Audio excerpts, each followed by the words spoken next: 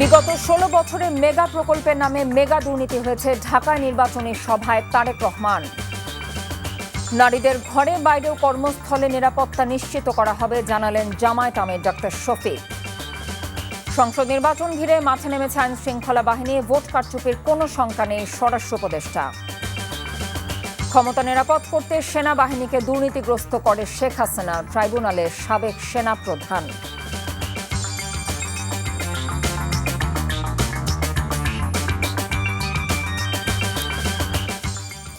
আসসালামু আলাইকুম, কথা নাহিয়ান স্বাগত জানাচ্ছি এনটিভির রাতের খবরে। ক্রাউন সিমেন্ট শিরোনাম দেখছিলেন, এবার নিয়ে যাচ্ছি পুরো খবরে।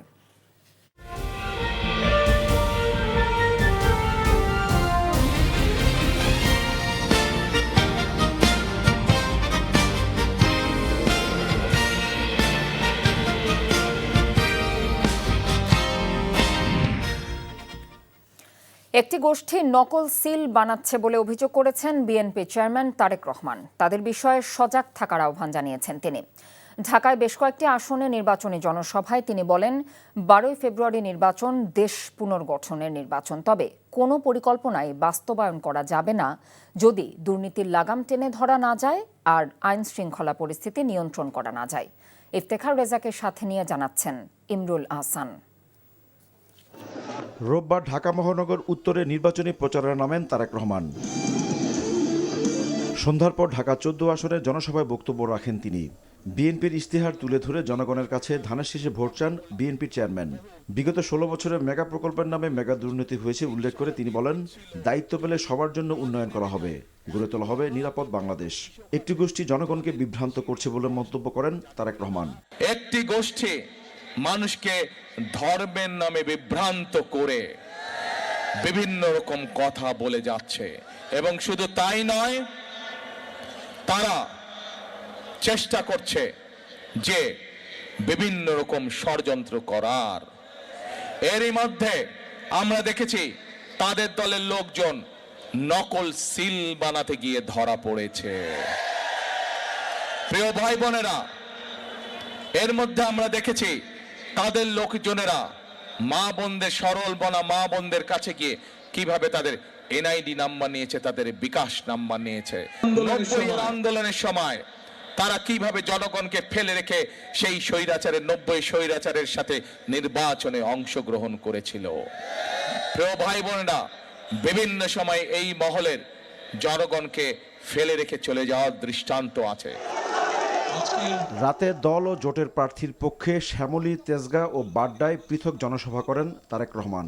এই নির্বাচন যেমন সঠিক জনপ্রতিনিধি নির্বাচিত করার নির্বাচন, একইভাবে এই নির্বাচন হবে দেশের এবং দেশের মানুষের ভাগ্য পরিবর্তনের নির্বাচন। এই মুহূর্তে বাংলাদেশে একমাত্র বিএনপি হচ্ছে সেই রাজনৈতিক দল যারা এই দেশের মানুষের ভাগ্যের পরিবর্তনের জন্য অনেকগুলো পরিকল্পনা আমরা গ্রহণ করেছি। যেই পরিকল্পনাগুলো ইনশাল্লাহ আমরা বাস্তবায়ন করতে সক্ষম হব আপনারা যদি ধানের শীষকে বিজয় করেন, আপনারা যদি ধানের শীষকে জয়যুক্ত করেন। আমরা এমন কোনো কাজ করতে চাই না, এমন কোনো কাজের প্রতিশ্রুতি আমরা দিতে চাই না যা মানুষের পক্ষে সম্ভব নয়। এর আগে ঢাকা ১৫ ও ১৬ আসনে নির্বাচনী জনসভায় যোগ দেন বিএনপির চেয়ারম্যান। সব জায়গায় ঢল নামে নেতাকর্মী আর সমর্থকদের। বলেন, জুলাই গণ অভ্যুত্থান ও ভোটের অধিকার আদায়ের জন্য যারা ক্ষতিগ্রস্ত হয়েছেন তাদের ত্যাগ বৃথা যেতে দেওয়া হবে না। আমাদের সামনে একটি বিশাল বড় কাজ আছে। ১২ তারিখে আমাদেরকে সঠিকভাবে নির্ধারণ করতে হবে, নির্বাচিত করতে হবে যে কাদেরকে আমরা দেশ পরিচালনার দায়িত্ব করব। তারেক রহমান বলেন, দুর্নীতি আর আইন শৃঙ্খলা পরিস্থিতি নিয়ন্ত্রণ করতে না পারলে কোনো পরিকল্পনাই সফল হবে না। আমরা যত পরিকল্পনাই গ্রহণ করি না কেন, যদি আমরা দুর্নীতির লাগাম টেনে ধরতে না পারি তাহলে জনগণের ভাগ্য পরিবর্তন করা অত্যন্ত দুরূহ ব্যাপার হয়ে যাবে। তার জন্য আমরা দুর্নীতি এবং আইন শৃঙ্খলা রক্ষা যে কোনো মূল্যে জনগণের জন্য, এই দেশের জন্য আমরা নিশ্চিত করব। এটি আমাদের সর্বোচ্চ সিদ্ধান্ত। আমাদের তিনি বলেন, দেশ ও মানুষের কল্যাণেই বিএনপির লক্ষ্য। বিভিন্ন সময় বিভিন্ন প্রস্তাব দেওয়া হয়েছিল স্বৈরাচারের পক্ষ থেকে যে বিদেশে চলে যান, কিন্তু দেশীয় নেত্রী বেগম খালেদা জিয়া এই দেশের মানুষকে ছেড়ে কোথাও যান নাই। ওনাকে শত নির্যাতন জুলুমের মুখেও এই দেশের মানুষকে ফেলে তিনি যান নাই। এই দেশেই তিনি ছিলেন তার জীবনের শেষ দিন পর্যন্ত। প্রিয় ভাই বোনেরা, আমাদের সকলের প্রথম এবং শেষ ঠিকানা এই বাংলাদেশ। কাজে এই বাংলাদেশকেই আমাদের গড়ে তুলতে হবে, আমাদের জন্য গড়ে তুলতে হবে, আমাদের সন্তানদের জন্য গড়ে তুলতে হবে। আর ভাসান ট্র্যাকের ইসিবি চত্বরে পথসভায় নিজের জন্য ভোট চান তারেক রহমান। Imrul Hasan, NTV news, Dhaka. দর্শক, নির্বাচনী জনসভার খবর জানতে যাচ্ছি রাজধানীর বাড্ডার সাতারকুল এলাকায়। সেখানে আছেন আমাদের সিনিয়র করেসপন্ডেন্ট নিয়ামুল আজিজ সাদেক। সাদেক, তারেক রহমানের পরবর্তী কর্মসূচি কি এখনো শুরু হয়েছে কিনা?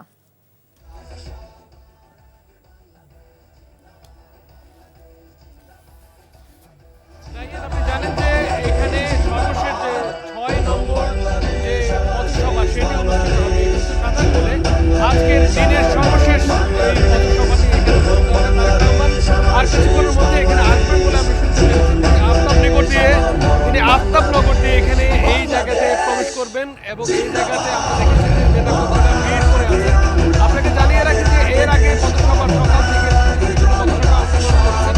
এর মধ্যে রয়েছে ইসিবি চত্বর, এর মধ্যে রয়েছে মিরপুর, এর মধ্যে রয়েছে মিরপুরের শ্যামলী থেকে শুরু করে 16 নম্বর, 13 নম্বর, 14 নম্বর এবং আজকে এখন সর্বশেষ 11 নম্বরে এসে তার পথসভাটি শেষ করবেন। আপনি জানেন যে আর মাত্র একদিন রয়েছে, সেটার সুযোগ্য 10 তারিখ সকাল 7:30 পর্যন্ত এই নির্বাচনী আইন অনুযায়ী যেহেতু 48 ঘন্টার আগে নির্বাচনটি পথসভা এবং নির্বাচনী প্রচারণা শেষ করতে হয়, এই কারণে আজকে এই জায়গাতে আজকের দিনের মতো সর্বশেষ এবং আগামীকালকে সর্বশেষ আমরা যেটি দেখব যে সর্বশেষ তারেক রহমান তিনি নানা ধরনের প্রতিশ্রুতি দিচ্ছেন, ফ্যামিলি কার্ড, কৃষক কার্ড থেকে শুরু করে, এবং এই জায়গায় অর্থনীতি স্বয়ংভূর যেন হয়, সবাই যেন স্বাবলম্বী হয় সেই বিষয়টি প্রতিশ্রুতি দিচ্ছেন। আমরা আজকে সর্বশেষ আমরা দেখেছি তারেক রহমান তিনি বলেছেন যে ভোট কেন্দ্র পাহারা দিতে হবে, ভোট কেন্দ্রে যেন কোনো ধরনের অনুপ্রবেশ না ঘটে এবং সাধারণ মানুষের যে ভোট রয়েছে সেই ভোট যেন কারচুপি করতে না পারে, কোনো ধরনের জালিয়াতি যেন না হয় সেই কথাটি তিনি বারবার উচ্চারণ করছেন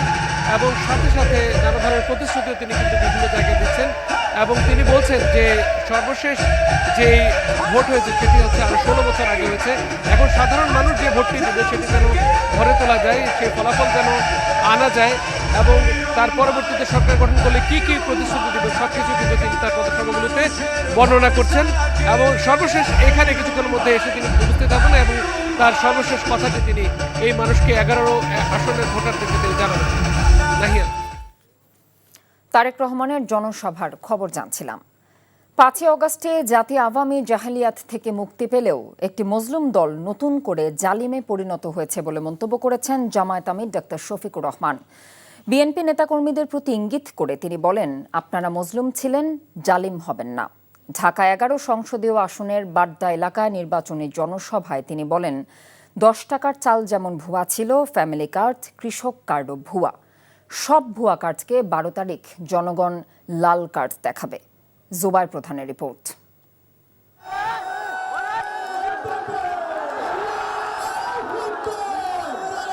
সারা দেশে নির্বাচনী প্রচারণা শেষে ঢাকা 11 সংসদীয় আসনের জনসভার মঞ্চে জামাত আমির ডাক্তার শফিকুর রহমান। এনসিপির আহ্বায়ক নাহিদ ইসলামের আসনে এই সমাবেশে যোগ দেন 11 দলের শীর্ষ নেতারাও। রামপুরা, বনশ্রী এবং ভাটারা এলাকার মানুষদের অংশগ্রহণে কানায় কানায় পূর্ণ হয়ে ওঠে বাড্ডার ডিআইটি প্রজেক্ট মাঠ। সমাবেশে জামাত আমির বলেন, 15.5 বছর যারা বিদেশে ছিলেন তারা দেশে ফিরে এখন মামলা বাণিজ্য শুরু করেছেন। যারা শহীদদের রক্তের সাথে বেইমানি করে নতুন করে ফ্যাসিবাদী ভূমিকা রাখছে, জনগণ তাদের লাল কার্ড দেখাবে বলেও জানান তিনি। নতুন করে এই কার্ড, সেই কার্ড, গাঁটে গাঁটে কার্ড, এই সব কার্ড হলো ভুয়া কার্ড। যেমন 10 টাকা দরের চালের আশ্বাসটা ছিল ভুয়া, এই কার্ডগুলো হইল সেই রকম ভুয়া। এইসব ভুয়া কার্ডকে আগামী 12 তারিখ জনগণ ইনশাল্লাহ লাল কার্ড দেখাবে। জনসভায় নারীদের ঘরে বাইরে এবং কর্মসংস্থানে নিরাপত্তা নিশ্চিতের প্রতিশ্রুতি দেন ডাক্তার শফিকুর রহমান। বলেন, ক্ষমতায় গেলে সব প্রতিশ্রুতি জান প্রাণ দিয়ে বাস্তবায়ন করবে তাদের জোট। আমাদের বার্তা স্পষ্ট, এনাফ ইজ এনাফ, যা হয়েছে যথেষ্ট হয়েছে। এই পথে আর কেউ হাঁটুক, কোনো ফ্যাসিবাদ হাঁটুক জাতি এটা দেখতে চায় না। আমরা মিথ্যা কোনো আশ্বাস জাতিকে দেব না, কিন্তু একটা কথা আল্লাহ তাআলাকে সাক্ষী রেখে বলবো, বাংলাদেশের মানুষের জীবন, সম্পদ এবং ইজ্জত এই তিনটার হবো ইনশাআল্লাহ আমরা পাহারাদার। জনসভায় এনসিপির আহ্বায়ক নাহিদ ইসলাম নাগরিক সুবিধাবঞ্চিত ঢাকা 11কে উন্নত করার প্রতিশ্রুতি দেন। দেশকে বিপর্যস্ত করার পরিকল্পনা করছে একটি দল এমন অভিযোগ করে 11 দলের নেতারা বলেন জনগণকে সেই পরিকল্পনা রুখে দিতে হবে। আমরা দেখতে পাচ্ছি বাংলাদেশে যে আরেকটি দল রয়েছে যারা বাংলাদেশকে বিপদগ্রস্ত করার পরিকল্পনা নিয়ে এগোচ্ছে। সেই প্ল্যান পরিকল্পনাকে আমাদেরকে পরাজিত করতে হবে আগামী 12ই ফেব্রুয়ারি। জুলাই বিপ্লবের প্রশ্নে কোন নমনীয়তার সুযোগ নাই। যারা হানা না হা করতেছেন আপনারা 1,500 শহীদের রক্তের সঙ্গে গাদ্দারি করেছেন। 11 দলীয় ঐক্যজোট 12 তারিখে ভোট বিপ্লবের মাধ্যমে স্বপ্নের বাংলাদেশ গড়ে তুলবে এমন প্রত্যাশা রেখে গণভোটে হায়ের পক্ষে ভোট দেওয়ার আহ্বান জানান নেতারা। জুবায়ের প্রধান, এনটিভি নিউজ, ঢাকা। এদিকে আগামী জাতীয় সংসদ নির্বাচনের পর ঐক্যবদ্ধ সরকার গঠনের প্রত্যাশা ব্যক্ত করেছেন জামায়াত ইসলামের আমির ডাক্তার শফিকুর রহমান। বলেন জাতিকে আর বিভক্ত না করে সবাইকে সঙ্গে নিয়ে একটি সুন্দর সুশৃঙ্খল বাংলাদেশ গড়ে তোলা হবে। সন্ধ্যায় ঢাকা 15 নিজ আসন কাফরুল ইব্রাহিমপুরে নির্বাচনী গণসংযোগে জামায়াত আমির বলেন ফ্যাসিবাদী কায়দায় আর দেশ পরিচালনা দেখতে চায় না জনগণ। জাতি কোনো হুমকি ধামকি পরোয়া করে না। এ সময় গণভোটে হ্যার পক্ষে প্রচারণা চালান তিনি। বলেন ঘরে বাইরে নারীদের অধিকার ও নিরাপত্তার জন্য লড়াই করে যাবে জামায়াত ইসলামী।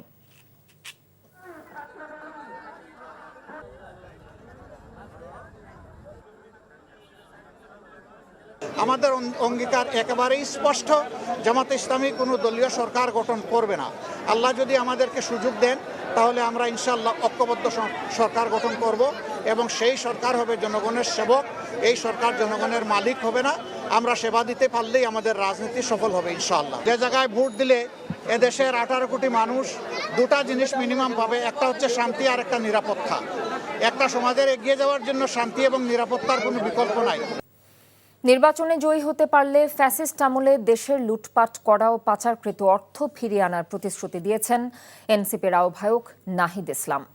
পাশাপাশি গুম, খুন ও নির্যাতনে জড়িতদের বিচার নিশ্চিত করা হবে বলেও জানিয়েছেন তিনি। বাংলাদেশ টেলিভিশনে জাতির উদ্দেশ্যে দেয়া ভাষণে নাহিদ ইসলাম এসব কথা বলেন। দেশবাসী যদি আমাদের সরকার গঠনের দায়িত্ব দেয় তবে ফ্যাসিস্ট হাসিনা আমলে লুটপাট ও পাচার হওয়া অর্থ দেশে ফিরিয়ে আনার জন্য সব ধরনের আইনি পদক্ষেপ আমরা গ্রহণ করব। লুটপাট ও অর্থ পাচারের সঙ্গে যুক্ত ব্যক্তি বা গোষ্ঠীকে দায় মুক্তি দেওয়া হবে না।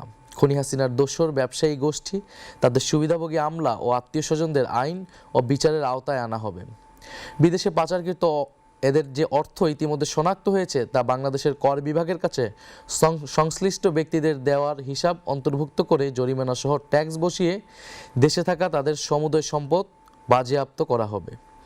একই সঙ্গে চিহ্নিত লুটপাটকারীদের জাতীয় শত্রু ঘোষণা করে এদের সম্পদও বাজেয়াপ্ত করে একটি পাবলিক ট্রাস্টের মালিকানায় নিয়ে নেওয়া হবে। ত্রয়োদশ জাতীয় সংসদ নির্বাচনকে ঘিরে আজ থেকে পূর্ণ শক্তি নিয়ে মাঠে কাজ শুরু করেছে আইন শৃঙ্খলা রক্ষাকারী বাহিনী। আগামী 7 দিন আনুষ্ঠানিকভাবে নির্বাচনী দায়িত্ব পালন করবেন বিভিন্ন বাহিনীর সদস্যরা। এদিকে স্বরাষ্ট্র উপদেষ্টা মোহাম্মদ জাহাঙ্গীর আলম চৌধুরী বলেছেন ভোট কারচুপির কোনো ধরনের শঙ্কা নেই। সুষ্ঠু নির্বাচন আয়োজনে সব ধরনের প্রস্তুতি সম্পন্ন হয়েছে। বিস্তারিত দেখুন আবির আহমেদের রিপোর্টে। নির্বাচন কমিশনের নির্দেশনা অনুযায়ী ইতিমধ্যে আনুষ্ঠানিকভাবে মাঠে নেমেছে আইন শৃঙ্খলা রক্ষাকারী বাহিনী। শুরু হয়েছে যৌথ বাহিনীর মহড়া। এরই ধারাবাহিকতায় ঢাকার বিভিন্ন নির্বাচনী এলাকায় মহড়া দেয় আইন শৃঙ্খলা বাহিনী। স্বরাষ্ট্র মন্ত্রণালয়ের জারি করা পরিপত্রে বলা হয়েছে নির্বাচন সুষ্ঠু, শান্তিপূর্ণ ও নিরপেক্ষভাবে সম্পন্ন করতে বিভিন্ন বাহিনীর মোট 9,70,000-এরও বেশি সদস্য নির্বাচনী দায়িত্ব পালন করবেন। এবার রংপুর বিভাগীয় কমিশনারের সম্মেলন কক্ষে আয়োজিত এক মতবিনিময় সভা শেষে স্বরাষ্ট্র উপদেষ্টা বলেন নির্বাচন সুষ্ঠু করতে সব ধরনের প্রস্তুতি নেওয়া হয়েছে। কোনো ধরনের শঙ্কা নাই, আপনারা হেল্প করবেন। কোথাও যদি কোনো রকম কারচুপি হয় সাথে সাথে জানাবেন, আমরা সাথে সাথে অ্যাকশন নেব। সব জায়গায় যেই জায়গায় যেই রকম ব্যবস্থা নেওয়ার ওই ধরনের প্রস্তুতি আমাদের নেওয়া হয়েছে এবং এখানে মধ্যমনের সবাই ওইটি আলোচনা হয়েছে এবং নির্বাচন খুব শান্তিপূর্ণভাবে সুষ্ঠু পরিবেশে এবং একটা উৎসব মুখর পরিবেশে নির্বাচন হবে এবং একটা ফ্রি, ফেয়ার অ্যান্ড ক্রেডিবল নির্বাচন হবে। আর ঢাকা মেট্রোপলিটন পুলিশের মুখপাত্র জানান, নির্বাচন নিয়ে কোনো ধরনের শঙ্কা নেই। না, আমরা কোনো ধরনের শঙ্কা দেখছি না। আশা করি সুন্দর, সুষ্ঠু এবং উৎসবমুখর পরিবেশেই এই নির্বাচন অনুষ্ঠিত হবে। Abir Ahmed, NTV news, Dhaka. নোয়াখালী সেনবাগে বিএনপি প্রার্থী ও স্বতন্ত্র প্রার্থীর সমর্থকদের মধ্যে সংঘর্ষ হয়েছে। রোববার সন্ধ্যায় উপজেলার কাবিলপুর ইউনিয়নের দিলদার মার্কেটে স্বতন্ত্র প্রার্থী কাজী মফিজের গাড়িতে গুলি করে দুর্বৃত্তরা। প্রতিবাদে তার কর্মী সমর্থকরা মিছিল বের করলে বিএনপি প্রার্থী জয়নুল আবেদিন ফারুকের কর্মী সমর্থকদের সাথে সংঘর্ষে জড়ায়। স্বতন্ত্র প্রার্থীর অভিযোগ, গণসংযোগ শেষে ফেরার পথে বিএনপি নামধারী একদল দুর্বৃত্ত তাকে লক্ষ্য করে গুলি করে। এতে তার গাড়ির সামনের কাচ ভেঙে যায়। অন্যদিকে বিএনপি প্রার্থী জয়নুল আবেদিন ফারুকের দাবি, স্বতন্ত্র প্রার্থীর লোকজন তার গাড়িতে হামলা করে ভাঙচুর করেছে। অন্যদিকে পটুয়াখালী 2 আসনের বাউফল উপজেলার চন্দ্রদ্বীপ ইউনিয়নের ভান্ডারিয়া বাজারে বিএনপি ও জামায়াত প্রার্থীর কর্মীরা মিছিল বের করে। দুপক্ষ মুখোমুখি অবস্থানের এক পর্যায়ে সংঘর্ষ ছড়িয়ে পড়ে। এতে উভয় পক্ষের 20 জন আহত হয়। নির্বাচনী প্রচারণায় ব্যস্ত সময় পার করছেন বিএনপি, জামায়াত ইসলামী, এনসিপি সহ বিভিন্ন রাজনৈতিক দলের প্রার্থী এবং তাদের সমর্থকরা। ভোটের দিন ঘনিয়ে আসায় ভোটারদের কাছে দিচ্ছেন বিভিন্ন প্রতিশ্রুতি। দেখুন শকত করিমের ডেস্ক রিপোর্ট। রাষ্ট্র সংস্কারের পক্ষে অবস্থান নিয়ে হ্যাঁ ভোট দেওয়ার আহ্বান জানিয়েছেন ঠাকুরগাঁও 1 আসনের বিএনপির প্রার্থী ও দলের মহাসচিব মির্জা ফখরুল ইসলাম আলমগীর। বক্তব্য রাখেন পথসভায়।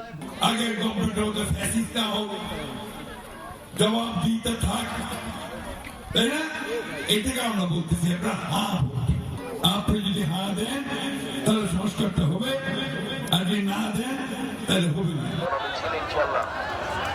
কক্সবাজারের পেকুয়ায় গণমিছিল শেষে পথসভায় বক্তব্য রাখেন বিএনপির স্থায়ী কমিটির সদস্য এবং কক্সবাজার 1 আসনের দলের প্রার্থী সালাউদ্দিন আহমদ। যে উৎসাহ, যে উদ্দীপনা আমি দেখেছি, ইনশাআল্লাহ বিশাল ব্যবধানে, রেকর্ড পরিমাণ ব্যবধানে ধানের শীষ সারা বাংলাদেশের মতো এখানেও জয়যুক্ত হবে ইনশাআল্লাহ। সিরাজগঞ্জের শাহজাদপুরে 11 দলীয় জোটের জনসভায় এনসিপির দক্ষিণ অঞ্চলের মুখ্য সংগঠক হাসনাত আব্দুল্লাহ বলেন, ভোট কেন্দ্র দখলের অপচেষ্টা মেনে নেবে না জনগণ।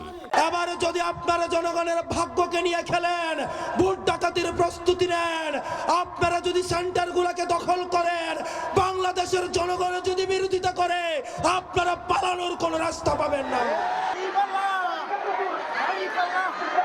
নীলফামারী 2 আসনে জামায়াতের প্রার্থী অ্যাডভোকেট আল ফারুক আব্দুল লতিফের সমর্থনে মিছিল ও আলোচনা সভায় ঢল নামে দলের মহিলা শাখার নেতাকর্মীদের।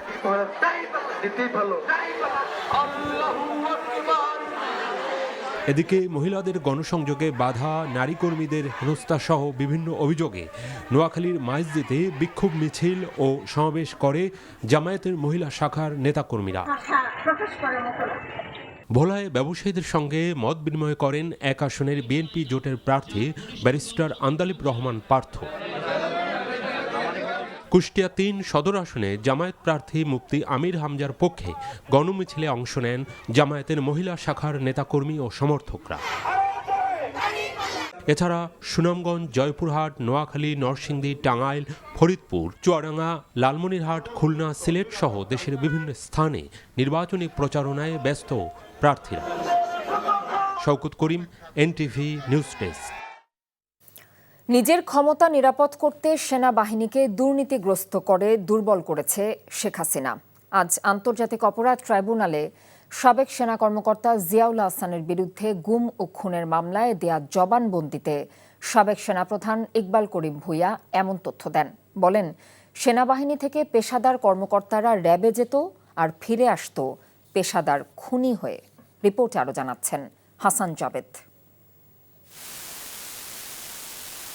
গুম ও শতাধিক খুনের মামলায় সাবেক সেনা কর্মকর্তা জিয়াউল আহসানের বিরুদ্ধে প্রথম সাক্ষী হিসেবে আন্তর্জাতিক অপরাধ ট্রাইব্যুনালে সাক্ষ্য দেন সাবেক সেনাপ্রধান ইকবাল করিম ভূঁইয়া।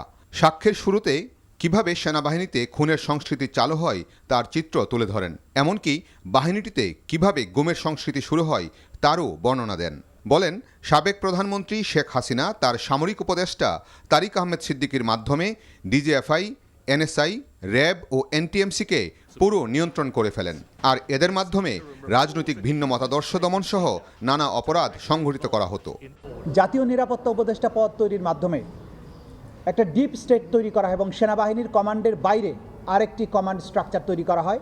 সেই কমান্ড স্ট্রাকচারকে দিয়ে সেনাবাহিনীর কোনো অংশকে দিয়ে তাদেরকে নানান ধরনের অপরাধমূলক কার্যক্রম করা হয়েছে বলে তিনি সাক্ষী দিয়ে বলেছেন। এই যে নেক্সাস, অপরাধের নেক্সাস, সেটা যে শেখ হাসিনা, তারিক সিদ্দিকী, জিয়াউল হাসান গং এটা করেছেন। এই সেনাবাহিনী সম্পর্কে উনি অনেক গীবত গেয়েছেন, যেটা একজন সেনাবাহিনীর প্রধানের কাছ থেকে অন্ততপক্ষে প্রকাশ্যে এটা আমি আশা করিনি। সেনাপ্রধান থাকাকালীন ইকবাল করিম ভূঁইয়া র্যাবের মাধ্যমে যাতে বিচার বহির্ভূত হত্যা ও গুম না হয় সে চেষ্টা চালিয়েছেন। এমনকি তা বাস্তবায়ন করতে না পেরে শেষ পর্যন্ত র্যাবে কর্মরত সেনা সদস্যদের সেনাবাহিনীতে ফিরিয়ে আনতে প্রধানমন্ত্রী শেখ হাসিনার কাছে আবেদন করেছিলেন, কিন্তু সেই আবেদনের পরও কোনো পদক্ষেপ নেওয়া হয়নি। তিনি বলেছেন যে আমরা পেশাদার সৈনিকদেরকে র্যাবে পাঠাতাম এবং তারা পেশাদার খুনি হয়ে র্যাবে আবার ব্যাক করত, এবং তিনি এই সব অফিসারদেরকে, সামরিক বাহিনীর অফিসারদেরকে র্যাবে পাঠানোর ব্যাপারে ঘোরতর আপত্তি জানিয়েছিলেন এবং তিনি মনে করেন র্যাপিড অ্যাকশন ব্যাটালিয়নে আর্মি অফিসারদেরকে পাঠানোর মাধ্যমে যে ক্ষতি হয়েছে সেনাবাহিনী, সে বিষয়টা তিনি তুলে ধরেছেন। র্যাবের তৎকালীন কর্মকর্তা জিয়াউল আহসানকে তার অপরাধ ও অধ্যত্বপূর্ণ আচরণের কারণে সেনানিবাসে প্রবেশে নিষেধাজ্ঞা দিয়েছিলেন সেনাপ্রধান ইকবাল করিম ভূঁইয়া, কিন্তু প্রধানমন্ত্রীর হস্তক্ষেপে সেই নিষেধাজ্ঞা তুলে নিতে হয়েছিল। ইকবাল করিম ভূঁইয়ার অসমাপ্ত জবানবন্দি সোমবার আবার গ্রহণ করা হবে। Hasan Javed, NTV news, Dhaka. ইনকিলাব মঞ্চের মুখপাত্র জুলাই অভ্যুত্থানের অন্যতম সংগঠক শহীদ শরীফ ওসমান হাদির হত্যাকাণ্ডের তদন্ত এবং ন্যায় বিচার প্রতিষ্ঠায় জাতিসংঘের মানবাধিকার বিষয়ক হাই কমিশনারের কার্যালয়ের সহযোগিতা চেয়েছে বাংলাদেশ। পররাষ্ট্র মন্ত্রণালয়ের নির্দেশনা অনুযায়ী জেনেভাস্থ বাংলাদেশ স্থায়ী মিশন গত 6 ফেব্রুয়ারি OHCHR এর কাছে একটি আনুষ্ঠানিক নোট ভার্বাল প্রেরণ করেছে। ওই নোটে হত্যাকাণ্ডের তদন্তে প্রয়োজনীয় কারিগরি এবং প্রাতিষ্ঠানিক সহায়তা প্রদানের জন্য জাতিসংঘের মানবাধিকার দপ্তরের সহযোগিতা কামনা করা হয়েছে। জেনেভাস্থ বাংলাদেশ মিশন থেকে পাঠানো বার্তায় জানানো হয়েছে, OHCHR থেকে কোনো প্রতিক্রিয়া পাওয়া মাত্রই তা পররাষ্ট্র মন্ত্রণালয়কে অবহিত করা হবে। মানবিক কল্যাণমূলক রাষ্ট্র গঠনে এবং সবার জন্য সাম্য সমমর্যাদা প্রতিষ্ঠার লক্ষ্য নিয়ে আমার বাংলাদেশ এবি পার্টি তাদের ইশতেহার ঘোষণা করেছে। রাজধানীর নয়াপল্টনে এবি পার্টির কেন্দ্রীয় অফিসে দলটির সভাপতি মুজিবুর রহমান মঞ্জু ইশতেহার পাঠ করেন। শিক্ষায় আমূল সংস্কার এবং প্রযুক্তির সমন্বয়, সবার জন্য মানসম্মত স্বাস্থ্যসেবা নিশ্চিত, যোগাযোগ ব্যবস্থার উন্নতি, নৌ যোগাযোগ নতুন করে বিস্তৃত করা, ভূমি ব্যবস্থাপনা এবং মধ্যবিত্তের আবাসনের ব্যবস্থা করা, বেকারত্ব সমস্যার সমাধানে বিভাগীয় পর্যায়ে জব সেন্টার, স্বচ্ছ নিয়োগ প্রক্রিয়া রাখার ব্যবস্থা করা হবে বলে জানানো হয়েছে। পরিবেশ রক্ষায় মাস্টার প্ল্যান, বর্জ্য ব্যবস্থাপনায় আধুনিকীকরণ, পরিবেশ বান্ধব গণপরিবহন নিশ্চিত করার বিষয়েও ওয়াদা দিয়েছেন এবি পার্টির সভাপতি। এর বাইরে স্বাধীন ও সমমর্যাদার পররাষ্ট্রনীতি, নারী নিরাপত্তায় অগ্রাধিকার এবং সহিংসতা প্রতিরোধে দ্রুত শাস্তির বিষয়ে প্রতিশ্রুতি দেন তিনি। ইউএনডিপি থেকে প্রাপ্ত $2 মিলিয়ন দক্ষতা ও কারিগরি উন্নয়নে ব্যবহার হবে বলে জানিয়েছেন নির্বাচন কমিশন সচিব আখতার আহমেদ। বিকেলে রাজধানীর আগারগাঁওয়ে নির্বাচন ভবনের সভাকক্ষে জাতিসংঘ উন্নয়ন কর্মসূচি ইউএনডিপির ব্যালট প্রকল্প বিষয়ক এক সভা শেষে একথা বলেন তিনি। বলেন, এই মুহূর্তে সবচেয়ে গুরুত্ব পাবে ত্রয়োদশ নির্বাচন। বৈঠকে 12 ফেব্রুয়ারি নির্বাচন অবাধ, সুষ্ঠু এবং অন্তর্ভুক্তিমূলক হওয়া অত্যন্ত গুরুত্বপূর্ণ বলে মন্তব্য করেছেন কানাডিয়ান হাইকমিশনার অজিত সিং। আর গণতন্ত্রের অগ্রযাত্রায় ইউএনডিপি প্রয়োজনীয় সহায়তা দেবে বলে জানিয়েছেন ইউএনডিপি আবাসিক প্রতিনিধি স্টেফেন লেলার। এদিকে সামাজিক যোগাযোগ মাধ্যমে নির্বাচন স্থগিতের গুজবে কান না দেবার আহ্বান জানিয়েছে নির্বাচন কমিশন। হেফাজতে ইসলামের নেতা আল্লামা জুনায়েদ বাবু নগরীকে নিয়ে জাতীয় নাগরিক পার্টির মুখ্য সমন্বয়ক নাসির উদ্দিন পাটোয়ারি অসত্য এবং কুরুচিপূর্ণ মন্তব্য করেছেন, এমন অভিযোগ করে বিক্ষোভ করেছে আল্লামা জুনায়েদ বাবুনগরী স্মৃতি সংসদ। রোববার বাদ আসর জাতীয় মসজিদ বায়তুল মোকাররমের উত্তর গেটে এই বিক্ষোভ অনুষ্ঠিত হয়। বিক্ষোভে বক্তারা বলেন, নাসির উদ্দিন পাটোয়ারি নিঃশর্ত ক্ষমা না চাইলে কঠোর কর্মসূচি হুমকি দেয়া হবে।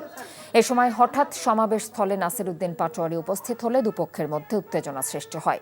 পরে সাংবাদিকদের এনসিপির এই নেতা জানিয়েছেন, দুঃখ প্রকাশ করার জন্যই তিনি এখানে এসেছিলেন, কিন্তু তাকে সেই সুযোগ দেয়া হয়নি। এসব ঘটনায় প্রতিদ্বন্দ্বী বিএনপি প্রার্থীর ইন্ধন রয়েছে বলেও দাবি করেন তিনি। ত্রয়োদশ জাতীয় সংসদ নির্বাচনকে সামনে রেখে ক্রীড়াঙ্গন ঘিরে বিভিন্ন পরিকল্পনা সাজিয়েছে রাজনৈতিক দলগুলো। ক্রীড়াকে পেশা এবং জীবিকার মাধ্যম হিসেবে গড়ে তুলতে ক্রীড়া শিক্ষাকে বাধ্যতামূলক করা, জেলায় জেলায় বিকেএসপি তৈরি সহ নানান পরিকল্পনা নিয়েছে বিএনপি। অন্যদিকে 5 বছরের মধ্যে 500 আন্তর্জাতিক ক্রীড়াবিদ তৈরির কথা জানিয়েছে জামায়াতে ইসলামী। আর পূর্বাচলে ফুটবল স্টেডিয়াম এবং অলিম্পিক পার্ক তৈরি করতে চায় এনসিপি। কুশল ইয়াসেরের রিপোর্ট। দেশে ক্রিকেট, ফুটবল সহ অর্ধশতাধিক ক্রীড়া ফেডারেশন রয়েছে। খেলোয়াড়, কোচ, কর্মকর্তা ও সংগঠকদের আকর্ষণ করতে নানা প্রতিশ্রুতি দিচ্ছে রাজনৈতিক দলগুলো। নির্বাচনী প্রচারে টুর্নামেন্ট আয়োজনেও নজর কেড়েছে। খেলাধুলাকে পেশা হিসাবে প্রতিষ্ঠিত করতে নানা পরিকল্পনা সাজিয়েছে বিএনপি। খেলোয়াড় অন্বেষণে নতুন করে ক্রীড়া বিভাগ চালু করতে চায় তারা। ক্রীড়া হলে পেশা, পরিবার পাবে ভরসা। আমরা খেলাধুলাকে পেশা হিসেবে প্রতিষ্ঠিত করতে চাই। আমরা জাতীয় শিক্ষাক্রমে 4র্থ শ্রেণী থেকে যে কোনো 5টি ইভেন্টকে বাধ্যতামূলক করতে যাচ্ছি এবং আমাদের নতুন করে স্পোর্টসের নামে আমরা সারা বাংলাদেশ থেকে যারা যারা খুদে প্রতিভাবান খেলোয়াড় রয়েছে তাদেরকে অন্বেষণের মাধ্যমে আমরা ইনশাল্লাহ রাষ্ট্রীয়ভাবে তাদের, সরকারিভাবে তাদের পড়াশোনা এবং খেলাধুলার সকল দায় দায়িত্ব নেওয়া হবে। এদিকে আন্তর্জাতিক মানের ক্রীড়াবিদ তৈরি, পাশাপাশি স্পোর্টস সায়েন্স ইনস্টিটিউট প্রতিষ্ঠার পরিকল্পনা রয়েছে জামায়াতের। যুব এবং ক্রীড়া মন্ত্রণালয় বা বিভাগ যেটি আছে সরকারের, সেটাকে স্ট্রেংথেন করা, তাদের জন্য খেলাধুলা সহ তাদের স্বাস্থ্য, তাদের চিন্তার বিকাশ, তাদের মেধা এবং মননের বিকাশের জন্য যে সমস্ত ইতিবাচক কর্মসূচিগুলো নেওয়া উচিত এটা আমরা চিন্তা করেছি। আমরা দেখেছি যে বিদ্যমান কাঠামোতে যে সমস্ত বিষয়গুলো আছে, যদি সেটা যথার্থভাবে প্রয়োগ করা হয় এবং যুবক তরুণরা বা ছাত্রছাত্রীরা যদি সুযোগ পায় এগুলোতে অংশগ্রহণের, তাইলে একটা বিরাট বড় স্কোপ সেখানে আছে। অন্যদিকে নারী পুরুষ সমান সুযোগ নিশ্চিত করা ছাড়াও নতুন বিশেষায়িত বিকেএসপি তৈরি করতে চায় এনসিপি। খেলার মাঠ তৈরি করা এবং প্রশিক্ষণের ব্যবস্থা করা, যারা ভালো তাদেরকে সুযোগ করে দেওয়া, সেই ধরনের ট্রেনিং সেন্টার, এরকম পরিকল্পনা রয়েছে। ডিটেইল ইশতেহার হয়েছে একটা, আর আমরা 36টা পয়েন্ট দিচ্ছি প্রায়োরিটি লিস্ট। সেখানে আমরা তরুণদের জন্য কর্মসংস্থান থেকে বেশি প্রায়োরিটি দিচ্ছি, বাট স্পোর্টসের বিষয়ে আমাদের পরিকল্পনা আছে। নতুন সরকারের জন্য ক্রীড়া অবকাঠামো তৈরি ও উন্নয়ন হবে অন্যতম বড় চ্যালেঞ্জ। ক্রীড়াঙ্গনকে ঢেলে সাজাতে আলাদা আলাদা পরিকল্পনা থাকলেও ক্রীড়াবিদ ও সংগঠকদের মূল্যায়নে রাজনৈতিক বিবেচনা নয়, পেশাদারিত্ব বজায় রাখতে চায় সব পক্ষ। কুশল ইয়াসির, এনটিভি নিউজ, ঢাকা। বিদ্রোহী ক্লাবগুলোর কারণে ঢাকা লিগ নিয়ে অনিশ্চয়তা থাকলেও এবার মাঠে খেলা গড়ানোর জন্য খেলোয়াড়দের সহায়তা চাইলেন বিসিবির সহসভাপতি ফারুক আহমেদ। সিসিডিএম টি20 চ্যালেঞ্জ কাপের ফাইনালে এসে এমনটাই জানিয়েছেন তিনি।